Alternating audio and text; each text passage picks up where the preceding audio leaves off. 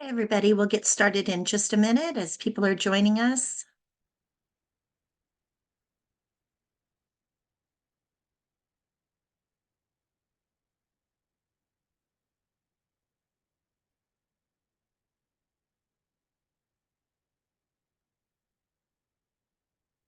And if you'd like to share with us in the chat box where you are coming from.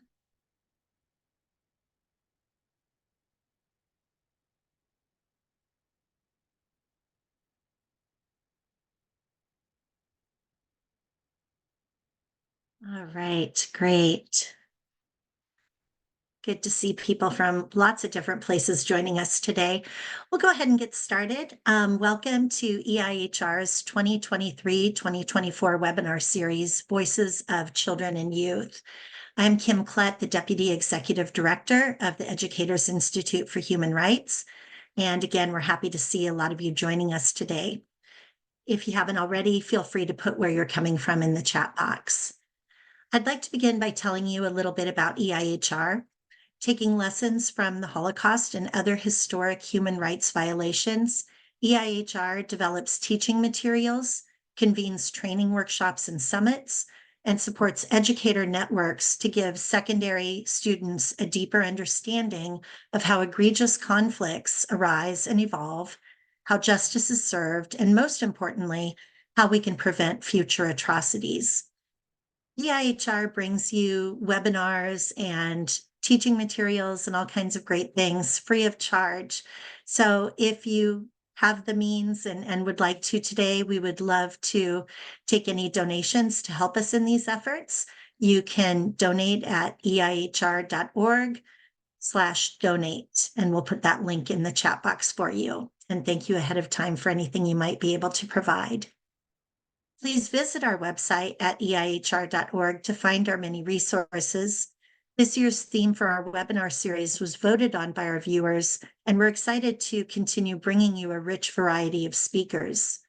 It is often said that a society can be measured by the way it treats its weakest members, and that often includes children. We want to bring that focus to this series and not only bring awareness, but also look at ways you can get involved. We will be putting the links for February's webinar in the chat box and hope that you will register. The next program in February will be a panel discussion called Youth in Action, featuring young people who have stood up and spoken out, including a March for Our Lives member, a student from Bosnia who spoke out against segregated schools, another student from Sarajevo who has brought the issue of children who are the products of rapes during the siege to the forefront, as well as students in Pennsylvania who spoke out against their school's recent book bannings. The panel will be moderated by a law student who has been an activist for change since he was in high school, and I'll put that link in the chat box in just a little bit. All of the links mentioned today will be sent out in a follow-up email, as long as a link to the recording for this program. Before we begin, I would like to acknowledge the land where EIHR's office resides in Washington, D.C. EIHR respectfully acknowledges the Piscataway and Nanchang or Anacostan people and the elders, both past and present, throughout the generations who have stewarded the land where EIHR gathers. And now I would like to introduce the reason we are all here, Nora Krug. Nora Krug is a German-American author and illustrator whose drawings and visual narratives have appeared in newspapers, magazines, and anthologies internationally. Her illustrations have been recognized with gold and silver medals by the Society of Illustrators and the New York Art Directors Club. Krug is a recipient of fellowships from Fulbright, the John Simon Guggenheim Memorial Foundation, Pollock Krasner Foundation, the Maurice Sendak Foundation, and others. Her books are included in the Library of Congress and the Rare Book and Manuscript Library at Columbia University. Krug was named Moira Gemmell Illustrator of the Year and 2019 Book Illustration Prize winner by the Victoria and Albert Museum. Her visual memoir, Belonging, a German reckons with history and home, here it is, came out in 2018. It's about World War II and her own German family history and it was chosen as the best book of the year by the New York Times, The Guardian, NPR, Kirkus Review, San Francisco Chronicle, and the Boston Globe. It was the winner of the 2018 National Book Critics Circle Award, the Lynd Graphic Novel Prize, the Art Directors Club Gold Cube and Discipline Winner Cube, the Society of Illustrators Silver Medal, and the British Book Design and Production Award, among others. Her collaboration with historian Timothy Snyder, a graphic edition, here's that one, of On Tyranny, 20 Lessons from the 20th Century, was named a Best Graphic Novel of 2021 by the New York Times, a New York Times Editor's Choice, one of Germany's most beautiful books of 2022, and won a gold medal from the Society of Illustrators. Diaries of War, here we go. Her Pulitzer Prize nominated book of graphic journalism that chronicles the contrasting experiences of a Ukrainian journalist and a Russian artist, both grappling with the realities of Russia's renewed invasion of Ukraine in 2022, won the Overseas Press Club's Best Cartoon Award runner-up citation. Her visual biography, Kamikaze, about a surviving Japanese World War II pilot, was included in Houghton Mifflin's Best American Comics and Best Non-Required Reading, and her animations were shown at the Sundance Film Festival. Krug is Associate Professor of Illustration at the Parsons School of Design in New York City. Prior to her professorship at Parsons, Krug served as a professor of illustration at Mutis's, I'm sure I said that wrong, University of Fine Arts and Design in Kiel, Germany. She holds a BA honors degree in performance design from the Liverpool Institute for Performing Arts, a diploma in visual communications from the University of Arts Berlin, and an MFA in illustration as a visual essay from the School of Visual Arts in New York. And this fall, Nora will be a fellow at Yale University's Fortunoff Video Archive for Holocaust testimonies. So Nora is going to be presenting, and then followed by that, we will have a discussion with our staff librarian, Matthew Good. Please feel free as Nora is presenting to drop any questions that you might have into the chat box. And Nora, they are all yours. Thank you so much for having me. Thanks so much for coming.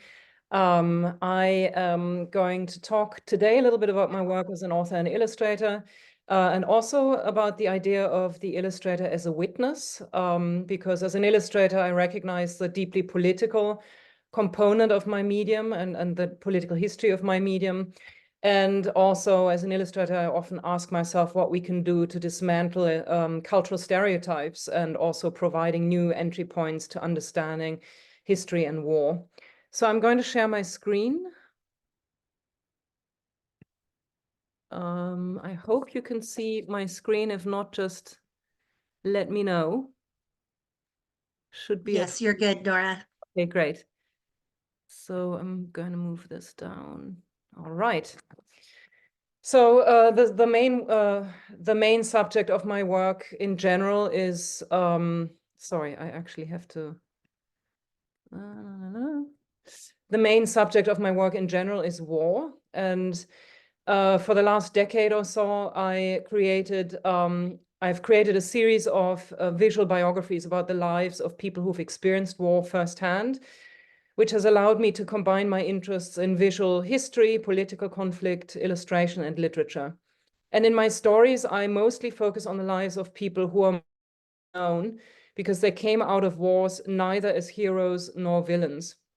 Because I'm interested mostly in what war does to those who move in its gray zones, those people who we don't really know anything about because their lives are not reported on, because they are not neither inspiring nor deterring enough for us to show any interest in, and because their guilt or innocence is difficult to prove or measure. But I think it's very important to shed light on that particular group if we want to learn more about the everyday experience of war. So here's an example for one story I created some years ago called Fukutsu, which talks about a Japanese soldier, World War II soldier called Hiro Onoda, who was stationed on the Philippines during World War II, and when the Americans arrived, fled to the jungle and hid out in the jungle for 29 years, firmly believing that the war was still going on. Kamikaze is another story about another World War II Japanese soldier called Ina Takehiko, who was drafted into the kamikaze unit during World War II against his will, and who survived the attack only due to an unexpected engine failure. He survived the war, and after the war became an outspoken pacifist. Researching these people's lives and illustrating these stories allowed me to gain a more tangible understanding of what it's like to experience war. And it was only after I'd worked on this series of short biographies that I realized that all this time I had been subconsciously avoiding to tell the story of war from a German point of view. Because, Nora, yeah? I'm terribly sorry to interrupt. I don't think we're seeing the page you think we're seeing. We're seeing the cover of Belonging. Oh, that's odd. Okay, let me close this again and open it again. There we go. Let me do this. Maybe that's better. Can you see the visual narratives now? Yes, now we can see the visual narrative. Okay, sorry. So this was the initial slide showing my previous 3 books, which I'm going to talk about later. And this is the story about the Japanese soldier who hid in the Philippine jungle called Fukutsu. And this is the story called Kamikaze. Can you see it? Yes. Okay, great. So I had subconsciously avoided to tell a story of war from the German perspective, because I felt that as a German I had, being from the country of the perpetrators, I had no right to tell it. At the same time, I understood that the whole reason for why I was interested in the subject of war was precisely because I am German, and because the war had played such a central role in my growing up and understanding of what it means to be German. So I realized that I had to confront the subject head on. And I published a book, 300-page book called Belonging, or Heimat is the, sorry, this is actually, yeah, the one edition on the right is the Norwegian edition of the same book, which was published in 2018. And it's a fully illustrated and hand-lettered visual memoir about World War II and my own German family history. The unforgivable atrocities that my country committed during World War II cast a long shadow all throughout my childhood, and my years as a teenager were accompanied by a tremendous sense of inherited guilt. But even though we continuously learned about the Holocaust in school, even though we regularly went to field trips to concentration camp museums and spoke to survivors, even though we analyzed Adolf Hitler's speeches word by word, this page on the left shows the actual page from my school exercise book from the 11th grade, where you can see how meticulously we analyzed his speeches. Even though we were so conscious of all the facts around World War II, the guilt we grew into remained abstract, and conversations about what happened in our own families were non-existent. And my parents, both of whom had been born in 1946, so 1 year after the end of the war, knew equally little about their parents' involvement in the war, because the subject had never really been discussed at home. So the guilt and the gaping hole that was my family's history left me with a feeling of emotional paralysis, and that went in tandem with a feeling of cultural disorientation. And because my cultural identity was so deeply entangled with my country's past, I grew up rejecting any notion of a German tradition, leaving me not to take pride in any of my country's cultural achievements that existed long before the Nazis came to power. So one of the central questions that I and many of my peers asked themselves was, how do you know where you are, who you are, if you don't understand where you come from? At age 19, I left Germany to study, probably also to find some sort of identity elsewhere, first in England and then in the US. And during the 20 years of my living abroad, I was often confronted with negative stereotypes about my home country. And I've often been aware that my accent alone can evoke the memory of the Nazis' crimes. And as a German, at the same time, as a German in a foreign land, I felt more German than ever before. And I felt a growing urge to confront my own family's history in a new way, and to ask those questions I had never had a chance to ask before. So my book Belonging was an attempt of getting closer to my cultural identity, to my family's history, and it follows my search for my family and their wartime history. Through a combination of short comics, full-page illustrations, and photographs, the book charts my search for my family, whose war experience and political attitude I knew nothing about before I embarked on the project, and connected to that search my quest for what German cultural identity means. The book follows my journey as I seek out lost relatives in the village where my father grew up. This is a photograph of the village on the right-hand page. And track down old family homes and consult local archives for the smallest bit of information and the tiniest scrap of paper that I could find that would provide any evidence about my family's life under the Nazi regime. The particular focus of the narrative of this book is my paternal uncle, called Franz Karl, pictured on the left, who died as an SS soldier at age 19 in Italy.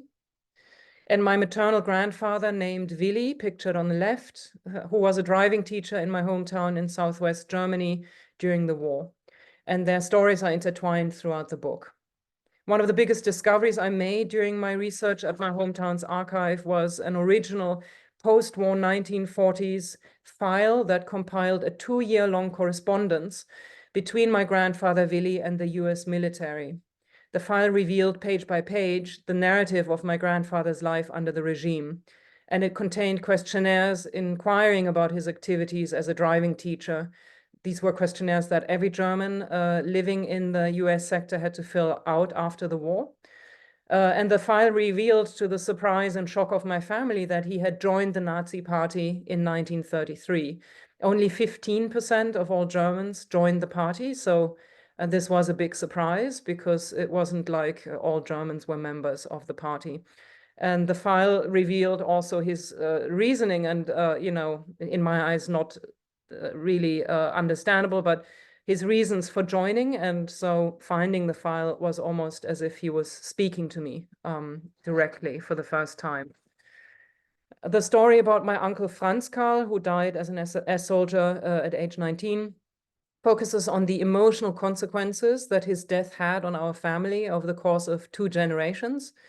And it tells a story of how I first learned about him as a child when I discovered in an old shoebox in my parents' living room cabinet his old school exercise books that were decorated by him in the margins with swastikas and other Nazi-themed illustrations. And also the story about how we came upon his grave by sheer coincidence during a family vacation in Italy when I was a child, when on one of our excursions, we stumbled across a large German military cemetery in the middle of the Italian countryside. Interwoven into the family narrative, sorry, I'm skipping ahead a little bit, are pages that I entitled From the Scrapbook of a Memory Archivist, which feature objects, letters, and photographs from the 1930s and 40s that I found at flea markets across Germany over the years of my search. Items that provided the tangible and evidential experience of living under the Nazi regime that my own grandparents and uncle weren't able to provide me with.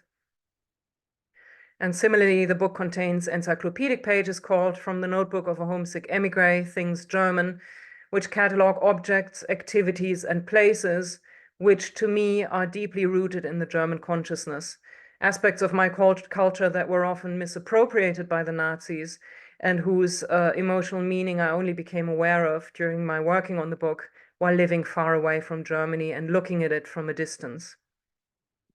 To me, drawing is an act of empathy, and illustrating forces me to make historic events and processes visible.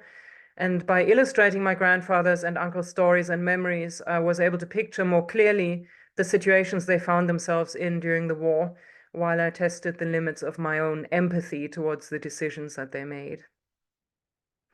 The next book I'm going to talk about grew directly out of belonging. It's called On Tyranny, 20 Lessons from the 20th Century. And it was written by the American historian Timothy Snyder in 2017, not long after Donald Trump became president of the United States. On the left, you see the original edition cover, and on the right is my illustrated version. The book serves as a guide to how we can recognize tyrannical structures in their roots and what we can do to resist them on a daily basis as individuals in order to defend and preserve our democracies.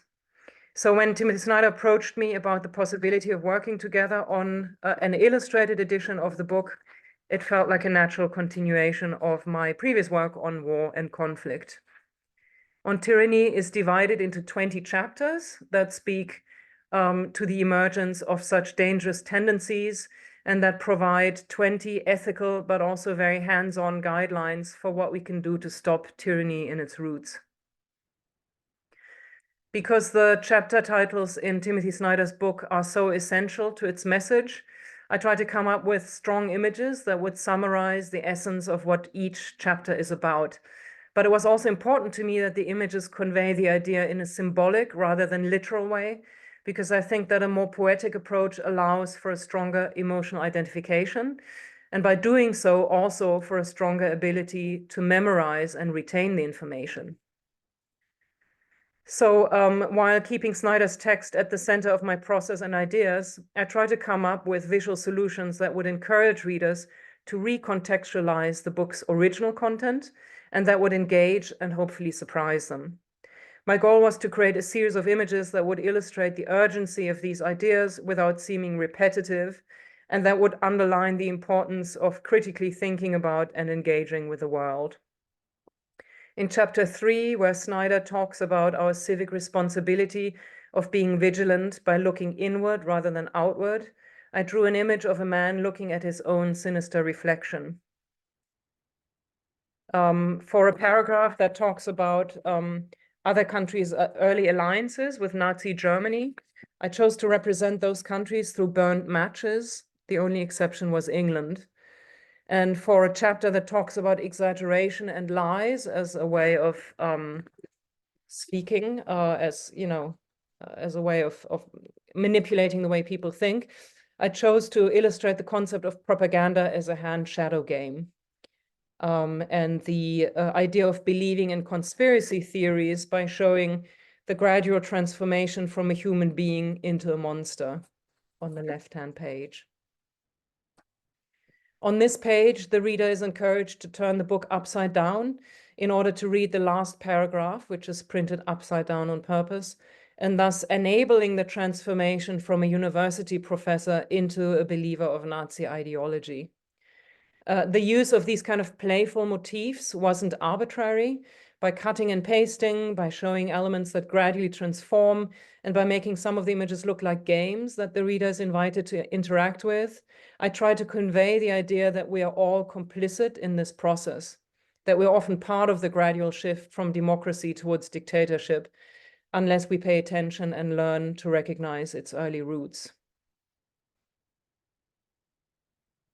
By making images that visually incorporate the creative process itself and that show the physical traces of how they were made, I aim to underline the fact that we leave traces and that we don't exist in a historic vacuum, that history continues to live in us and that we can only live in relationship to it, that our future is deeply rooted in the past, and that democracy itself should be seen as a never-ending work in progress, and that if we don't pay attention, we will inadvertently become part of the gradual shift from democracy towards tyranny. The multi-layered collage-like approach also allows me to look at my work as a sculptural process, as an act of both constructing and deconstructing, illuminating and manipulating, reinforcing and dissecting. As I did with my previous book, Belonging, I decided to combine a variety of visual styles and to create a scrapbook of photographs, graphic elements, and illustrations. By doing this, I aim to underline the fragmentary nature of memory and the multifaceted ways in which we construct and reconstruct our understanding of politics and war. I see illustrating as an act of witnessing, and for this book I chose to convey this idea of witnessing by visually confronting the reader with a direct gaze of the characters I depict. The photo on the left was taken in Vienna in 1938. It shows 2 German stormtroopers putting up a sign on the front of a Jewish shop that reads, "Not one penny to the Jews," as part of an active effort of boycotting Jewish businesses. One of the men looks directly at the viewer. In juxtaposition to this photo, I created an image of a woman for the right-hand page that talks about the disappearance of Jewish life in Germany and Austria under the Nazi regime, while passive onlookers are standing by. So both figures fight for the reader's attention, and their gaze confronts them with a choice. Are you a participant, or will you resist tyranny? As we look back at the time of the Third Reich, we sometimes forget that people actually had a choice. We also have a choice today. In a paragraph that quotes the abolitionist Wendell Phillips, I chose to feature a photograph from the 1860s Louisiana that shows two formerly enslaved persons directly looking at the camera. The intention here was to provoke the readers to consider the relationship between slavery and present-day racism, and to remind them of their own responsibility in combating acts of injustice and violence against people of color and other perceived minorities today. A lot of the images in the book were taken from archives in Israel, the United States, and Europe. Others were taken from my own private archive of photographs that I collected over the course of the past 10 years at flea markets, junk shops, or antique shops across Germany. Flea markets, antique, and junk shops to me are like memorial sites. They're the depositories of our collective consciousness. They tell us who we are by showing us who we used to be.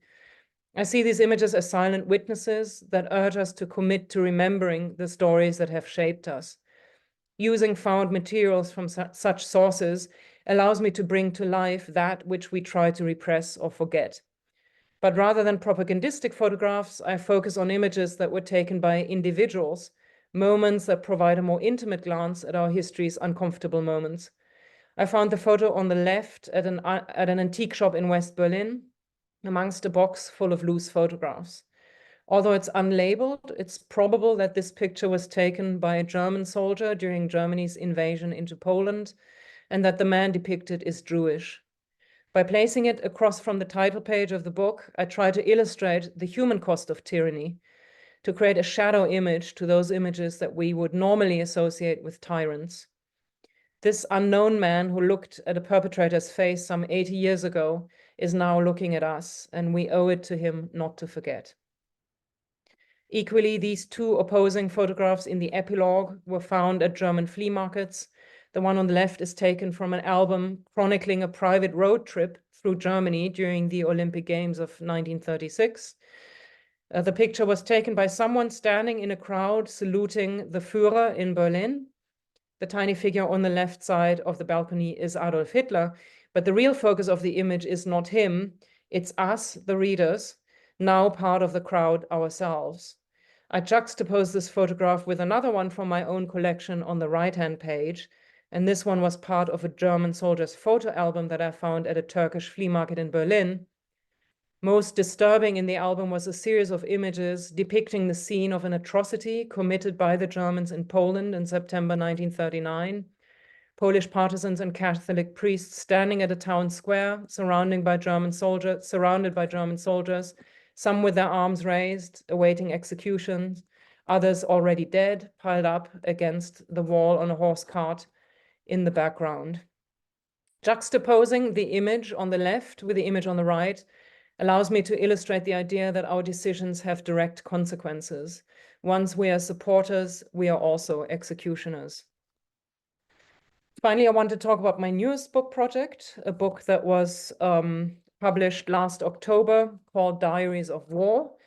On February 24th, 2022, almost 2 years ago exactly, Russia launched a renewed and unprovoked full-scale military attack against Ukraine, aimed to stamp out the country, its culture, and its people. And as the events of the war unfolded over the next few days, I reached out to Kay, a journalist based in Kiev, and D, an artist from St. Petersburg, both of whom I'd only been in touch with online and had never met in person, to ask how they were. I was very moved by the rawness of their responses, and I understood that, unlike most of what I had read about this war in the media, the personal accounts of these individuals might provide an emotional entry point to understanding the everyday reality of the war's devastating impact for those of us not immediately affected.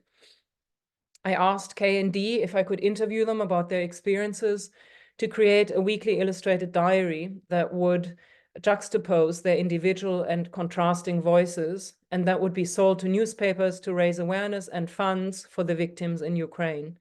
Both immediately agreed, and over the course of the next 12 months, I communicated with them individually via text messaging.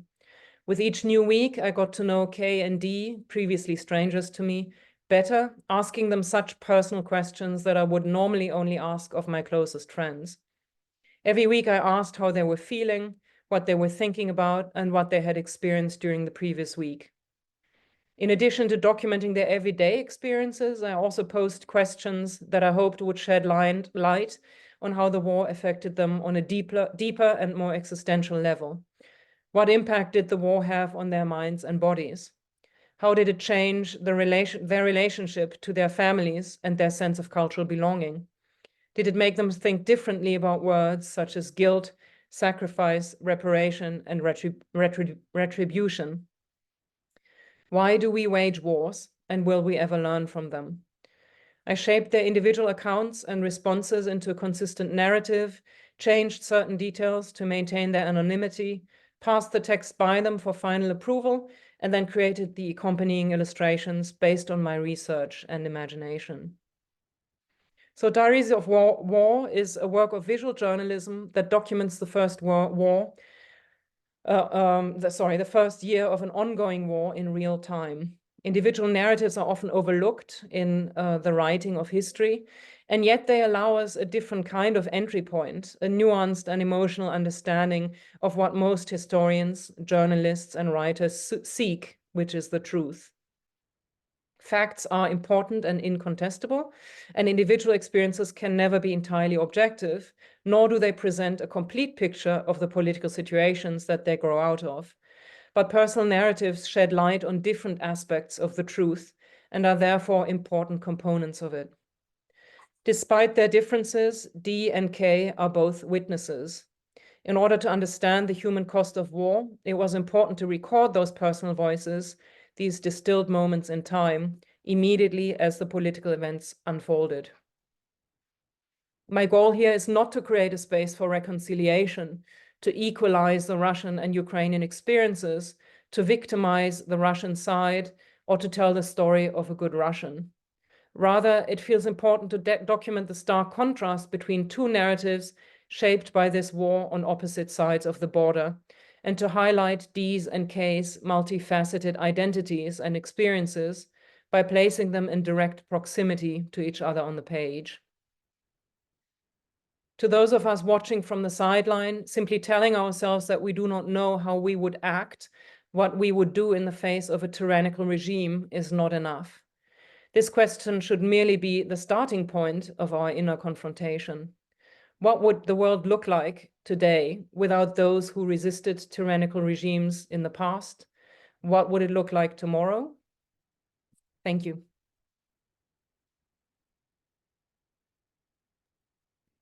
Thank you so much, Nora. This is really so interesting. And I hope everybody goes out and gets your books if they don't already have them.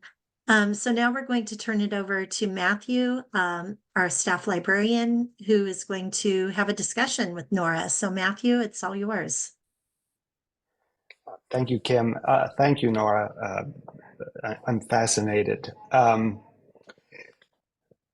So our webinar series is titled Voices of Children and Youth, and you touched on this a little bit when you talked about belonging, but was it difficult for you to go back to your childhood and trying to remember feelings you experienced?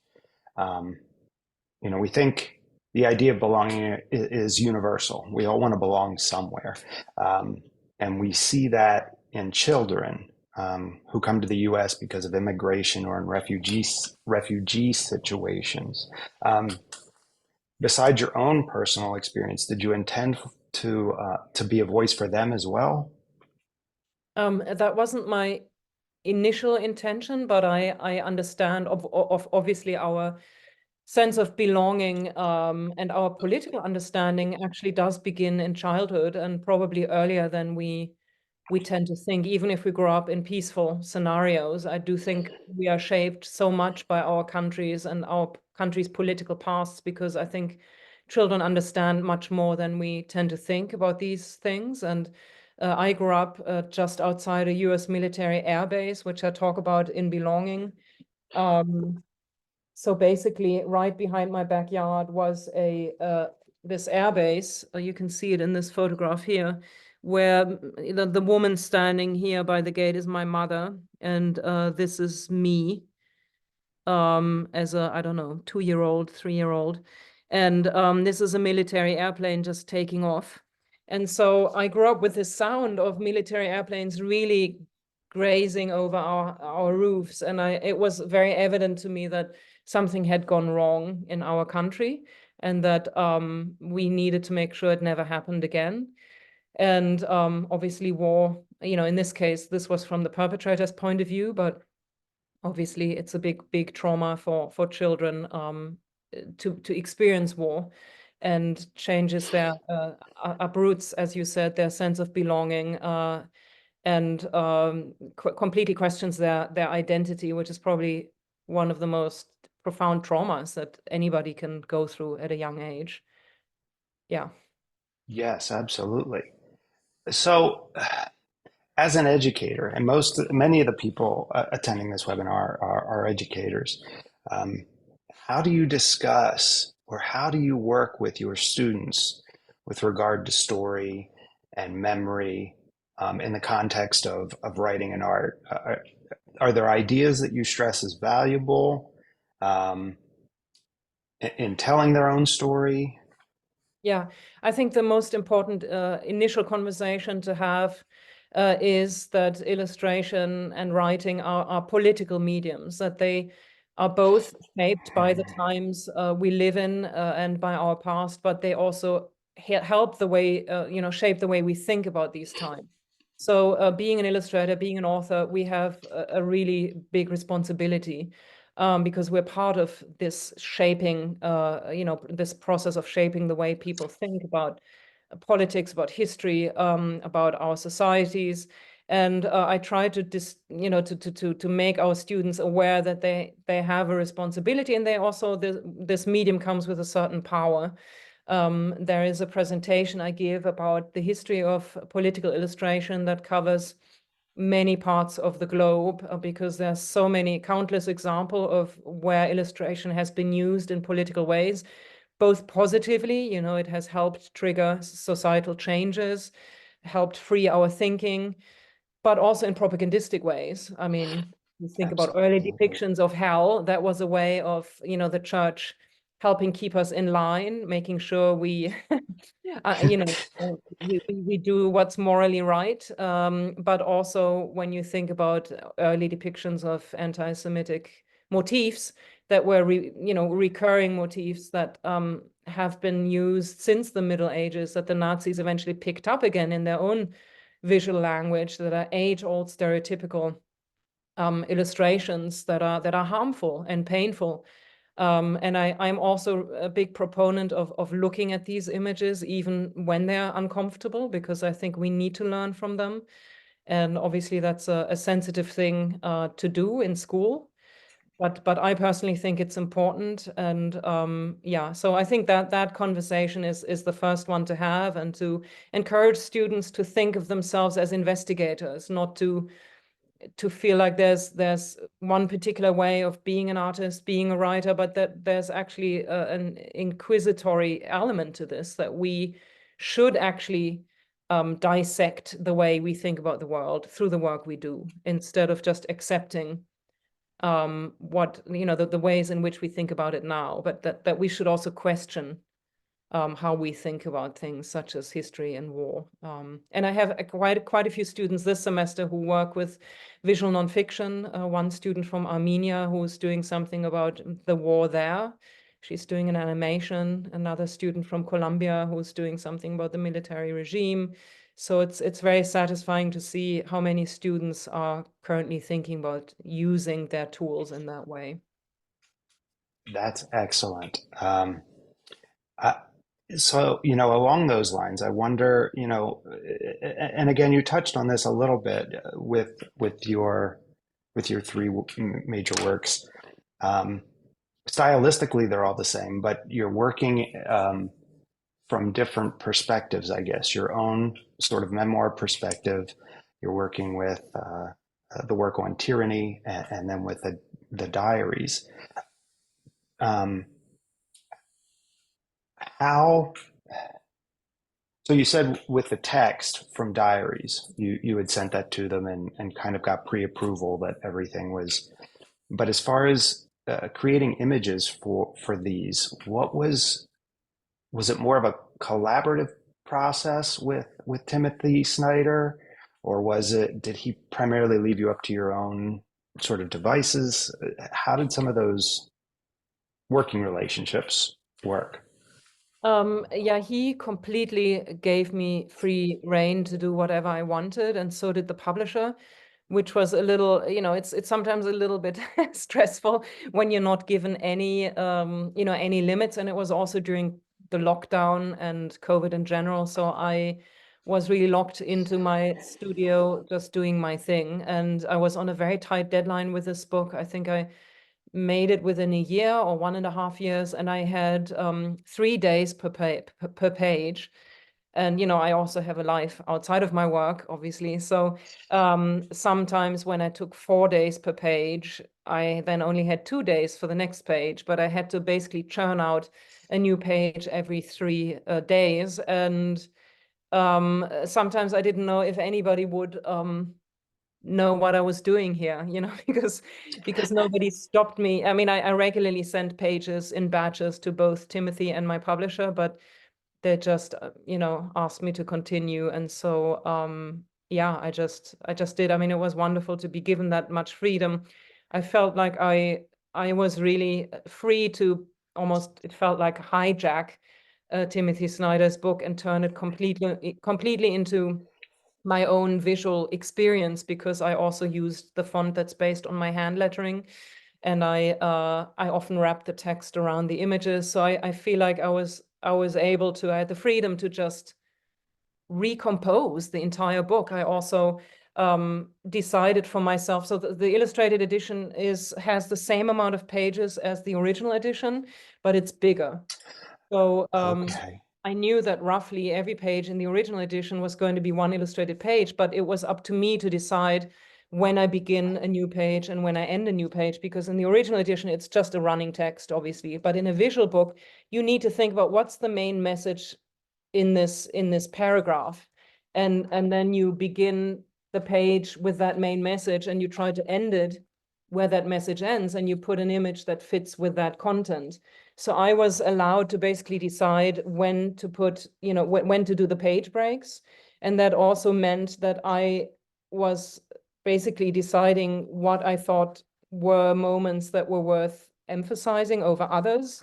I mean, on this page, I chose to just put one sentence on the top, and that gives the sentence much, much more importance than a sentence in the middle of a whole page full of text. And so there was also an editorial element, editorial decisions that I made completely independently from Timothy and the publisher, and which allowed me to rethink his original book and contribute to it and turn it into something, a new experience, basically. And it's the best scenario you can have as an illustrator, obviously. Absolutely. So one of the things I love about your work is that there is sort of what we think of as the traditional graphic novelist sort of structure, but so often you break that structure to go in other directions. And you talked about this with collecting images, collecting artifacts at flea markets. And I love the fact that you state flea markets are like memorial sites. What, and especially in belonging, you never draw yourself. Everything, historical scenes are done as more of a standard graphic novel, and then the memory archives and everything. Why that? Can you talk about those choices in your work? So one reason is that I didn't want to feel restricted through a regular rhythm of panels and speech bubbles. I worried that I would be bored by creating 300 pages in the case of Belonging, where I had that particular format. I also thought that it was limiting me in something which I was trying to achieve, which was a more poetic and literary voice.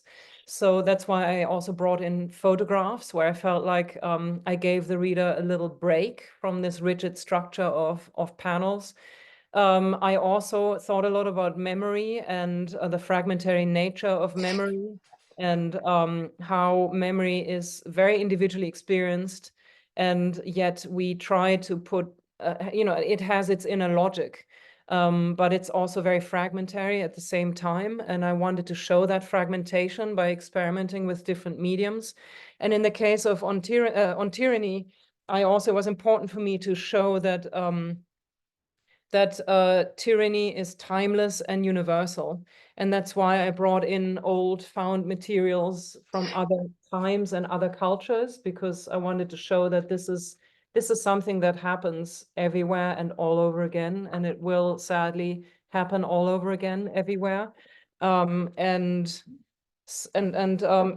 also really love the immediacy of historic materials. In the case of Belonging, I just thought it was going to be much more powerful to show the actual pages from my uncle's exercise book, so that the reader would enter that world. I could have redrawn this, or I could have redrawn an exercise book, but I chose to basically replicate the exercise book, so it felt like the reader, him or herself, was holding the exercise book in their hands. And I just think it's a much more powerful way of conveying what history felt like, to show the original documents. And about the reason that I don't draw myself, it's a similar. I also, in the new book, Diaries of War, I never show the protagonists' faces, because I just worried with both Belonging and Diaries of War that there's something very direct and overly simplistic about talking about somebody's inner emotional struggle and then showing a sad face, for instance. I just think it can get very banal very quickly.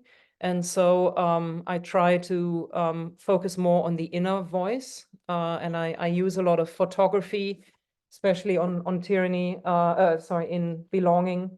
I call it inner portraits, because I use these landscape photographs at moments where I was talking about very emotional experiences I went through, and rather than showing myself with a sad face, I decided to have my voice stand on its own as text, and then finding this inner portrait to convey my feelings. That's amazing. With Diaries, what I loved about Diaries is that there's so many small story arcs that sort of appear in each of their stories, but then the entire work itself sort of has a story arc. So when you started this project, did you initially say, I'm going to do this for a year?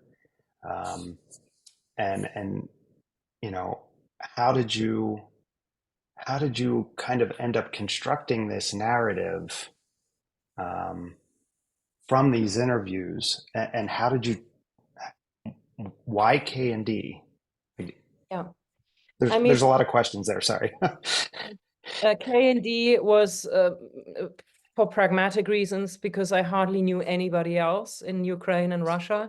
And so those were two of the few people I reached out to, and their responses were so raw and so honest that I thought, I need to stick with these people. And I asked them immediately in the first week, would you be interested and willing in doing this? The goal was to publish it in the LA Times and to raise funds that I donated to Ukraine.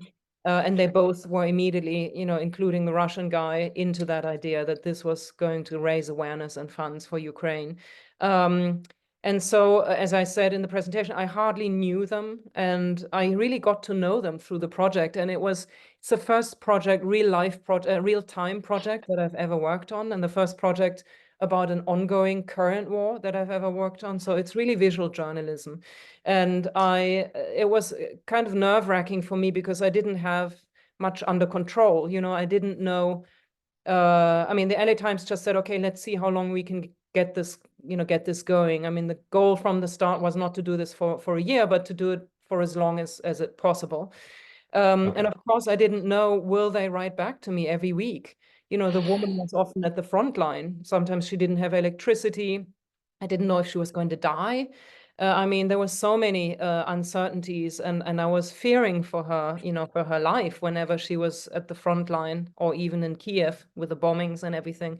And with him, there were other challenges, which is, he's still anonymous, and there were safety concerns, and the channels through which we communicated whenever at some point he leaves Russia and then returns. So on the days when I knew that he was going to re-enter Russia, I didn't write him because I was worried that the people at the airport might check his phone. And so there were many practical concerns. And for him, the struggle was much more internal. So another challenge was to keep providing interesting material, because, I had to provide material to the LA Times that wasn't just going to say, I went shopping last week and my children and I are not talking about the war. I mean, that's not enough to fill the space in the newspaper. And so with him, I had to ask many follow-up questions. I had to dig much deeper. And then we just kept on. I mean, every week they got back to me, every week. So I usually started out on a Saturday interviewing them, going back and forth between Saturday and Sunday. By Monday, I shaped their responses into a fluid text. I passed it by them. They gave me their approval. I sent it to the editor at the LA Times, who sometimes added more suggestions, and I went back to them with those suggestions. Tuesday and Wednesday, I started doing the drawings. By Thursday, my assistants had finished the coloring. I sent the illustration off by 3 p.m., New York time. And then Friday, it was in the paper. Saturday was the new day of interviews. And I also have a full-time teaching job and a family. So it was a very stressful year, but obviously much more stressful for them than for me. And I just felt committed to sticking with them and with their stories. And then 6 months into the project, I was wondering, could this be a book? And so I asked them what they thought about this idea. And again, they were immediately in favor of it. So that's when we decided, the three of us, to continue the project for the first entire year. Are you still in touch with them? Are they doing okay?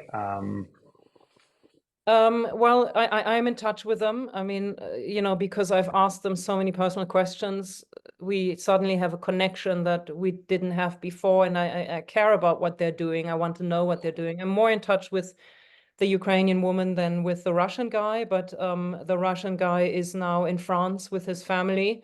And the Ukrainian woman is in Copenhagen with her family. Her life has not become easier. I'm actually doing a follow-up anniversary contribution for the LA Times. So I'm once again interviewing them now about the time between our last interview and now, and to just because I think it's important, sadly, with yet another new war, we have almost forgotten about, or the media has almost forgotten about Ukraine, which is a tragedy for them on so many levels. And so doing an anniversary piece, hopefully, is just another way of saying, look, this has been going on for 2 years. It's another winter. People are dying, and it's we need to continue mostly donating money, basically. But yeah. Yeah. There's some questions that have come in from the chat. Lisa's asking, how has your work influenced your personal feelings about culpability and the guilt that you personally experienced as a child growing up in Germany before you researched the history? Thanks for the question. writing and illustrating belonging, the goal had never been to overcome my feelings of guilt. It's just important for me, I think, to stress that, because it was not a way of trying to rid myself of the guilt and basically say, okay, now I don't need to feel guilty anymore. I also don't think that Germans should feel guilty. I mean, we should feel responsible for what we've done. We should continue to face our past, no matter how difficult and uncomfortable it is. We need to continue educating children by, taking them to concentration camp museums. I think that should be a mandatory thing for every student in Germany, including those students whose parents did not grow up in Germany, immigrant families, because it is part of the German identity. And I think anybody who chooses to live in Germany needs to learn the history of the Holocaust. It's part of our heritage. But to me, the guilt is just it's a reflex almost for me. I mean, when I go to a restaurant and I sit next to a Hasidic man who's of my generation, and I think, oh, my grandparents could have killed his grandparents. It's just not something I can shake off. It just happens automatically. But I think the goal for the book is for me to slowly change the feeling of guilt into a feeling of responsibility, because I think this collective guilt it's just paralyzing. I think it doesn't help anybody. I think the goal is to feel individually responsible and to think about what you can do as an individual to combat acts of injustice today based on what you learned about, that terrible period of time. So I think that's what I've learned from making this book, was not to just switch off the guilt, but to try to transform it into something a little bit more constructive than this feeling of paralysis, basically. Yes. So Jolson, who is the EIHR education coordinator from the Democratic Republic of Congo, in quotes, he has, "Supporters are also executors. This is also true for those in power who prefer to keep silent when atrocities are taking place in their eyes. Can you please help me understand some strategies to put in place to hold people accountable under the responsibility to act principle?" Oh, it's a difficult question. I mean, I think education, and we're talking a lot about children, but education is a very important component. I think in every country, children need to learn what happened and also about the dark chapters in our countries, and how to try to, make sure things don't happen again, that we have responsibility for each other, that I liked very much what Kim said at the beginning, that we can judge a society based on how it treats its weakest, to convey in children that we have a responsibility to everyone in our society, because being a patriot means that we care for everyone and not just the people who are like us or who have the same privileges as us, but that we are basically responsible for the entire country and responsible for facing every component of our country's past, not just the good ones, which is something that's obviously also in the United States, something that we need to do more. I mean, I don't know if it's really good advice, but as I said, as a reply to the previous answer too, I think the personal responsibility is also very important, because the collective we can hide behind. In Germany, there are so many institutional attempts, which is great. And it's, again, lacking too much, I think, in the United States. Many institutions have committed to remembering the past, confronting the past, but that's not enough. I think we need to do it as individuals. We need to go to archives, also in the United States. I mean, I can't speak to the Congo, but in the United States, we need to also, why not go to an archive and find out if our family owned slaves? It doesn't make us less. That's why I'm saying we should try to do it without the feeling of shame, but more with a feeling of responsibility. But as individuals, I think we need to understand that we have agency, and that it's not something we can just expect of our governments or the people in charge, but that everybody can contribute to this process on a very personal level. I don't know if that answers your question. it does answer it for me. Thank you so very much for your presentation and for the conversation today. Thank you, Thank you Nora. so much. Nora, thank you. This was great. I just had to write down that line about not feeling shame, but responsibility. I think that's such an important message in today's climate and for all of us. So thank you for that. We will send out the recording as well as any links that are pertinent in the next few days. Nora, thank you again for your time. We really appreciate it. And we hope to see you all in February at our next webinar. Thanks, you. everybody.